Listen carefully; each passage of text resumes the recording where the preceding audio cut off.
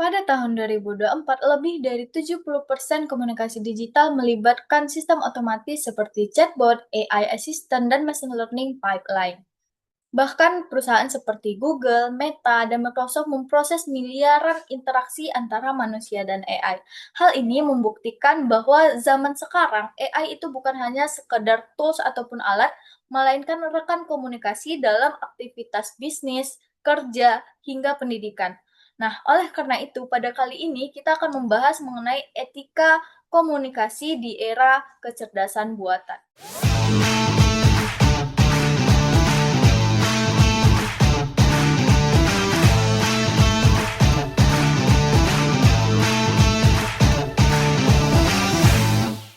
Perkenalkan, nama saya Widuri dengan NPM D3351043 dari Program Studi Teknik Informatika Fakultas Teknik Universitas Islam Riau. Pada kesempatan kali ini kita akan membahas mengenai etika komunikasi di era kecerdasan buatan yang merupakan ini adalah topik yang sangat penting karena AI sekarang itu mempengaruhi bagaimana manusia berbicara, berbagi informasi, dan mengambil keputusan. Nah, untuk mempermudah pemahaman teman-teman nantinya, saya akan membagi materi ini menjadi beberapa sesi garis besar yang mungkin teman-teman tanyakan. Hal yang pertama kali mungkin teman-teman pikirkan adalah apa maksud dari topik yang saya katakan sebelumnya. Nah, jadi etika komunikasi di era kecerdasan buatan merupakan serangkaian prinsip moral dan profesional agar komunikasi antara manusia dengan manusia ataupun komunikasi antara manusia dan AI itu tetap berjalan secara akurat, aman, transparan, dan bertanggung jawab. Nah, akurat di sini berarti informasi yang disampaikan itu benar, tepat, dan tidak menyesatkan. Kemudian aman. Nah, komunikasi yang aman adalah komunikasi yang melindungi data pribadi, privasi, dan keamanan pengguna. Kemudian transparan, ini berarti AI sadar perannya dan manusia tahu kapan menggunakan AI. Dan yang terakhir adalah bertanggung jawab. Nah, ini berarti manusia tetaplah pengambil keputusan, bukan sepenuhnya diserahkan ke AI. Seperti itu. Nah, jadi itu maksud dari topik kita kali ini. Adapun risiko ketika komunikasi tanpa etika di era kecerdasan buatannya adalah yang pertama, misinformasi otomatis. AI teks maupun gambar mampu menyebarkan informasi yang salah dengan cepat. Contoh nyatanya adalah beberapa waktu lalu, AI generatif menciptakan fake image Paus Franciscus menggunakan kemeja putih mewah, dan ini tuh viral di mana-mana. Padahal ini adalah palsu dan hanya buatan AI semata. Yang kedua adalah bias dan diskriminasi. Ketika data pelatihan untuk AI itu bias, maka komunikasi AI juga akan bias. Nah, contohnya apa? Ada sebuah sistem rekrutmen otomatis pada perusahaan Amazon yang mendiskriminasi lamaran perempuan pada posisi IT. Kemudian yang ketiga adalah kehilangan konteks dan empati. AI itu mampu merespon dengan cepat, tapi tidak mengerti atau tidak memahami perasaan manusia saat itu. Nah, contohnya bagaimana?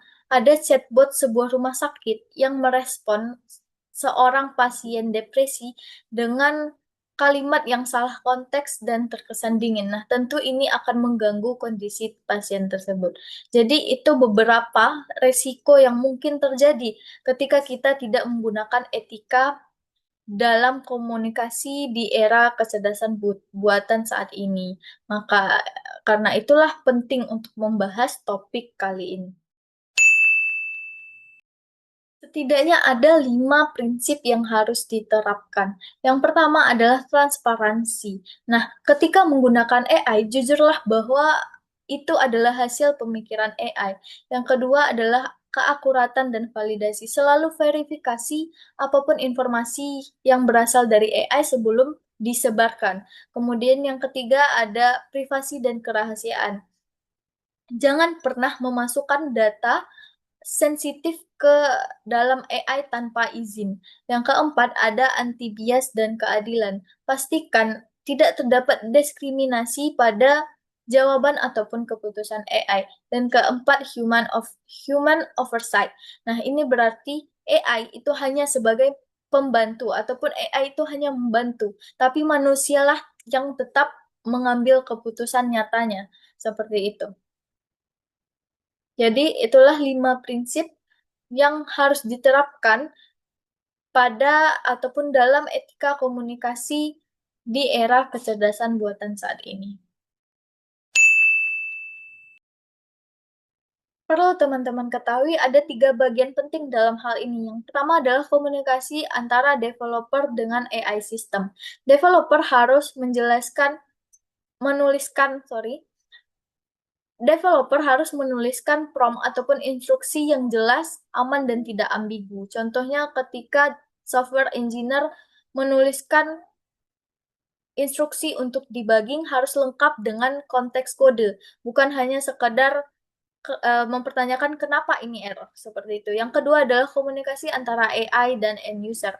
Output AI seharusnya tidak multitafsir, tidak mengandung jargon berlebihan, tidak mengintimidasi, dan tidak menyesatkan. Contohnya adalah penggunaan aplikasi bank digital berbasis AI harusnya menjelaskan pengeluaran Anda meningkat 20%, bukan hanya sekadar memberitahu bahwa pengeluaran Anda tidak stabil seperti itu. Nah, yang ketiga adalah komunikasi tim terkait penggunaan AI.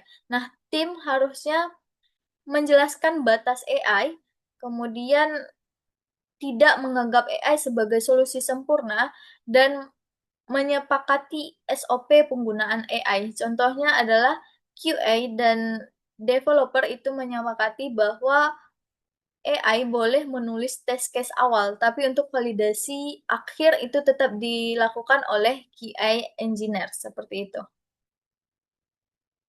Jadi, itu adalah 3 bagian yang perlu teman-teman ketahui.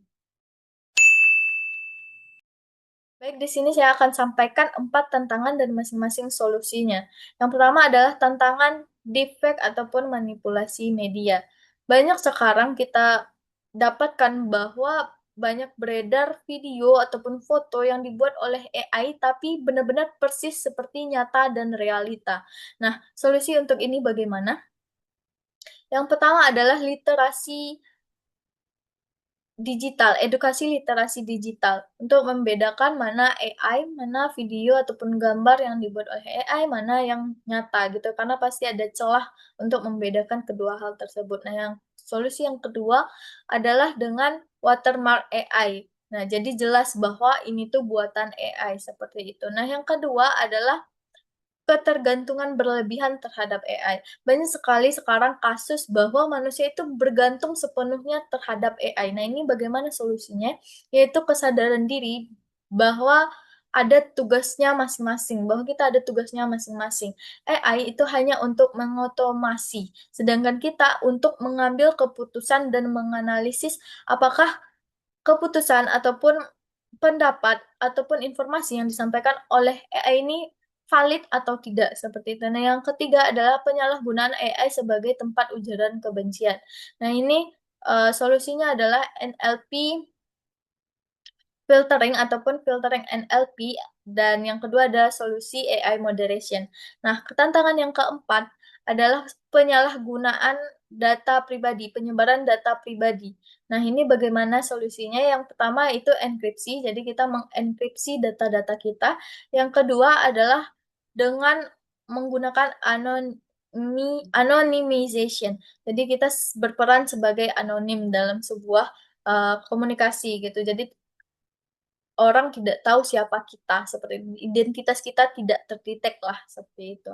Nah, jadi itu adalah 4 tantangan dan masing-masing solusinya. Nah, jadi teman-teman, di era sekarang ini komunikasi itu tidak hanya terjadi antara manusia dengan manusia, tetapi juga antara manusia dengan mesin. Nah, di sini etika komunikasi berperan penting agar teknologi tetap berjalan dengan aman, bertanggung jawab, transparan, dan adil seperti itu. Dengan demikian dapat disimpulkan bahwa memang saat ini AI membuat komunikasi menjadi lebih cepat dan cerdas, tetapi hanya manusialah yang dapat menentukan bahwa apakah komunikasi itu tetap etis atau tidak seperti itu. Nah, jadi teman-teman, tugas kita di sini adalah sebagai calon profesional IT, kita diharapkan tidak hanya pandai menggunakan AI, tetapi juga bijak dalam berkomunikasi dengan AI. Nah, jadi seperti itu teman-teman pembahasan kita kali ini. Sekian dan terima kasih.